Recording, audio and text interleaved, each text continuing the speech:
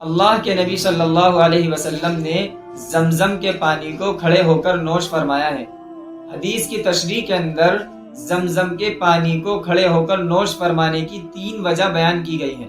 حدیث شریف ہے عن ابن عباس رضی اللہ تعالی عنہ ان النبی صلی اللہ علیہ وسلم شرب من زمزم وهو قائم۔ ابن عباس رضی اللہ تعالی عنہ کہتے ہیں کہ نبی کریم صلی اللہ علیہ وسلم نے زمزم کے پانی کو کھڑے ہو کر نوش فرمایا ہے۔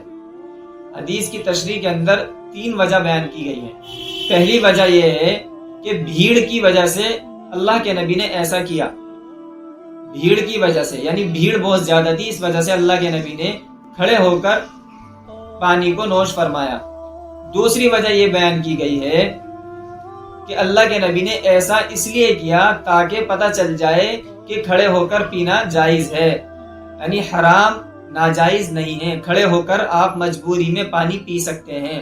لیکن بعض علماء کا مشہور قول یہ ہے کہ اللہ کے نبی نے کھڑے ہو کر پانی جو پیا ہے وہ اس لیے پیا ہے کہ زمزم کا پانی دوسرے پانیوں سے افضل ہے۔ زمزم کے پانی کے افضل ہونے کی وجہ سے اللہ کے نبی نے کھڑے ہو کر پانی نوش فرمایا، اس لیے زمزم کا پانی کھڑے ہو کر پی سکتے ہیں اور پینا چاہیے، کیونکہ اللہ کے نبی نے زمزم کے پانی کو کھڑے ہو کر نوش فرمایا ہے۔ واللہ سبحانہ وتعالی اعلم۔ السلام علیکم ورحمۃ اللہ وبرکاتہ۔